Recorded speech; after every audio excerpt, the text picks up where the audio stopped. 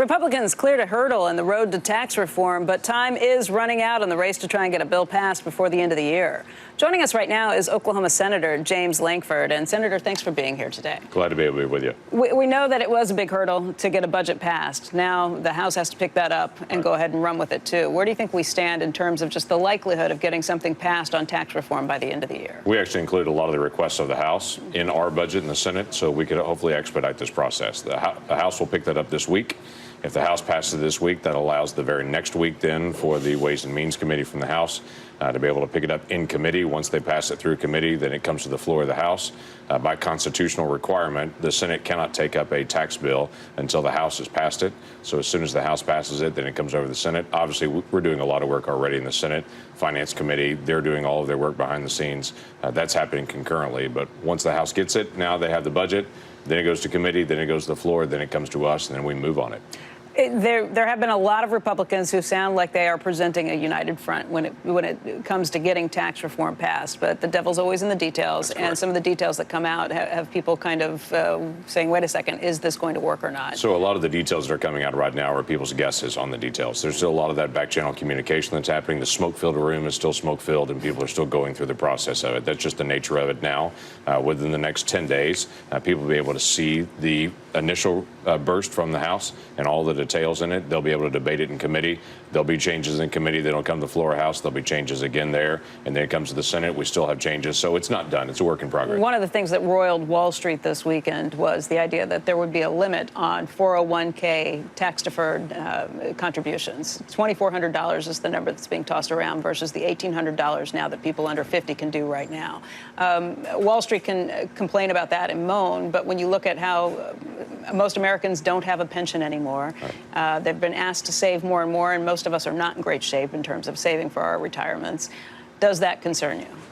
That is trial balloon at this point. Let's go through the process and be able to see how. That's what I'm wondering. Would you poke a hole in that trial balloon? I know it's a trial balloon, but is that the type of idea that concerns you? That is the type of idea that I go back to some basic principles of it. One is we want Americans to save. That's an important part of it. We don't want people to have to count on Social Security. Social Security was always designed to be a supplement in case your other retirement ran out. Mm-hmm. We have to incentivize people to be able to have their own retirement funds and then use Social Security as a supplement to that as an emergency. But normal business expensing, that's exceptionally important to be able to be there. There'll be a lot of argument about that.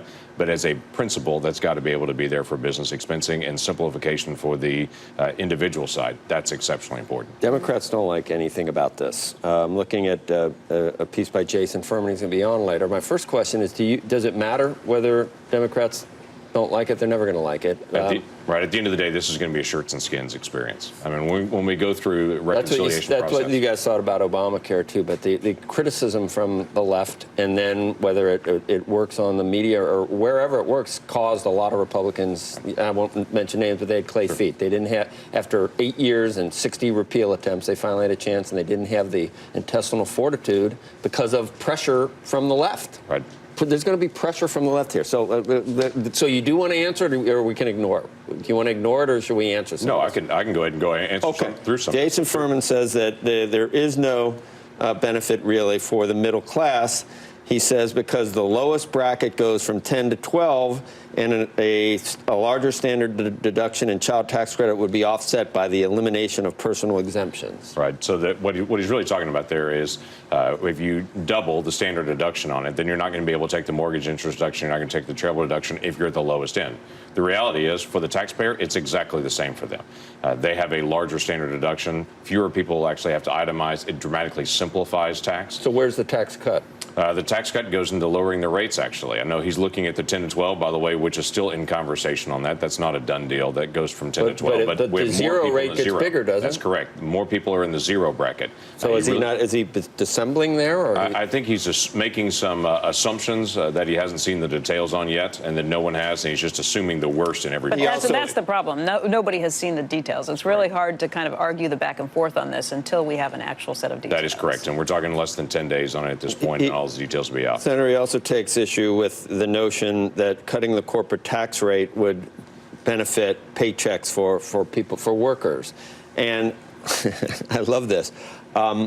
He says in the last 10 years, there haven't been any good research papers There haven't been any good research papers that says more money in the private sector would actually help. I need an academic to write a paper on this for me to think that. And he also says because it's going to increase the deficit, that you're not taking into account that will reduce capital formation and long-term growth. So you're actually going to hurt economic growth by increasing the deficit, and you don't take that into account. I do not agree with that. The last decade, we've been at 1.9% growth. There hasn't been a decade like that in a century in America. Most of the time, we've had, every single decade that we've had in the last century, at least 1 year, we've hit 3% growth. In the last decade, we haven't had one time. Our economy is stuck.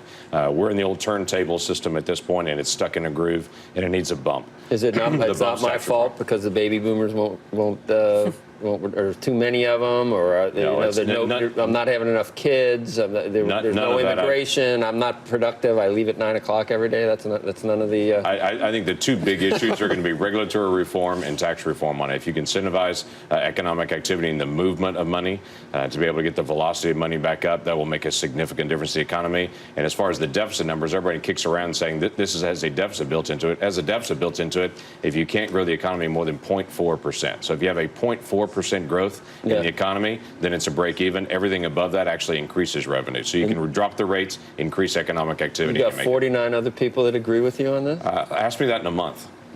But that is the target. Because then you won't have to, because they're never going to lie, and they're going to tell you it's trickle down doesn't work, and they're going to tell you drove the car into the ditch in 2007 and don't give the keys back to. But what is kind of irritating is that, you know, if you leave the high bracket and take away, leave the 39.5, right, and then you take away state and local, you're raising taxes on wealthy individuals. So whose idea was that? You know, he used to say, rich people got to pay more. You know, rich folks, you know, he used to say that. The rich people got to pay more. Well, does that, we didn't, you know, he's gone. No, all of these things need to come down. Every bracket needs to come down. Every bracket needs simplification, especially on the individual side. But to be able to do that, you've got to be able to offset it with different pieces. I was going to say, the way we keep getting back to this, and some people are actually paying more in taxes, is you need to have pay-fors for this. And I think it's the Senate that is the chamber that is demanding that more than the House, correct? We are. And I can't speak for the House and what they're trying to accomplish at this point. But we're anticipating about a $1.5 trillion offset total for the course of the next 10 years.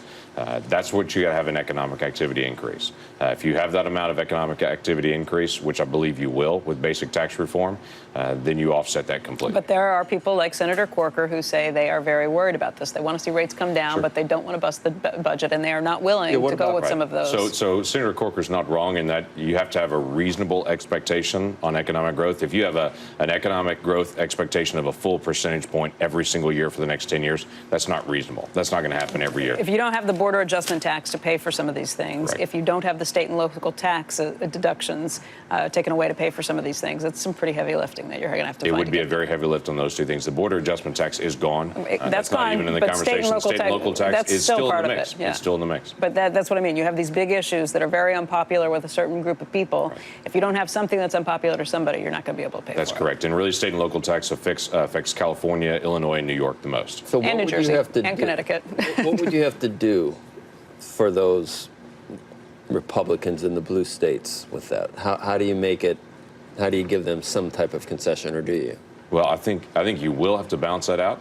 And I think it's going to be Kevin Brady's responsibility, quite frankly, in the House over the next week to be able to get that resolved. So by the time it actually hits the committee, that's worked out behind the scenes. So back to the smoke-filled room. Let's get all the details actually worked out. No, so we're not having to deal with there that anymore. I know there's no smoking back in the building. So it's a smoke-filled room minus the smoke. Is anyone vaping or anything in there? That I've seen in the building. Wearing a patch or something, vaping with a patch. Let's talk very quickly about Iran. The president has said he will not recertify the Iran deal, which leaves it on the shoulders of you all. What happens now? The responsibility comes back then to the House and the Senate, especially in the Senate, and be able to say, how do we negotiate this deal? We're not going to get a P5+1 agreement again. You're not going to really add to the JCPOA and say that's the way this gets resolved with Iran. This is going to have to be a set of sanctions, basically, that come down on Iran based on their missile activity. You're in based favor on of the terrorist sanctions. I am, actually. Okay. So what Iran is doing is they're saying we're abiding by the JCPOA and the nuclear side of it, but we're continuing to test ballistic missiles. We're continuing to advance all of our other technology. They're continuing to destabilize Yemen. They're continuing to be able to prop up Assad in Syria. They're continuing to be able to prop up Hezbollah. So they're doing all of those things. That was part of the original plan that was there. It never attacked some of these issues. That was never assumed. I think that was the main point that many of us made on the original nuclear deal. That was so controversial. That's why it was so controversial in the beginning. However, Iran has already gotten a lot of what they wanted out of this deal, which was to get other countries around the world to drop those sanctions. If we put those sanctions on, the rest of the world doesn't follow along with us. There are some people who say you're giving Iran the best of both worlds. Well, they will then be able to say, fine, we can go ahead with our nuclear strategy on these points because you all have dropped the deal. By the way, we already have trade open with all these other countries. Right. And what Iran really needed to finish their nuclear program was time and money. And what the JCPOA agreement gave them was time and money, and that's the great frustration. Their expansion to Syria is very serious. A lot of people's focus is on ISIS in Syria, rightfully so, but you really need to focus on Assad. If Assad stays in power, that means Iran is the one propping them up. And you've got 10 million refugees that never return home. And Iran then runs Syria, they run Lebanon, they run all the way across Iraq and Iran. That's a pretty wide swath, and that changes the Middle East dramatically. So, Senator, just real quickly, and then we got to go. But Secretary Mnuchin pointed out how difficult it is to cut taxes without having some of the people that pay taxes have lower taxes. When it's all said and done, do you think, let's say the cutoff is $1 million a year, that's what they're saying. Those people, when it's all said and done, they'll have the same tax rate, they'll pay more, or they'll get some type of tax cut when it's all said and done. What do you think? The vast majority of Americans. What would Trump go for? There's a vast majority of Americans will have a tax cut. That's how you get economic activity. But some people with $1 million and above will pay more? Some people will have more, and I'm not saying what bracket that will be. That's still a negotiation. I have a friend of mine that said during the Reagan tax cut for 2 years, as soon as the tax cut happened in '86, his taxes actually went up. And he was furious about it. 3 years later, he was making more money than he had ever made. Maybe it's because the economy okay increased. for people if that's what's used for the corporate tax cut, and then it lifts all boats and everyone's maybe that's okay. But then rich people need to believe in your dynamic scoring too. Right. Everybody has to see that this actually increases economic activity and turns around the economy. They'd have to put their money where their mouth is on this. And one way to find out. Yeah. All right, Senator. Thank you. Thank you. All right.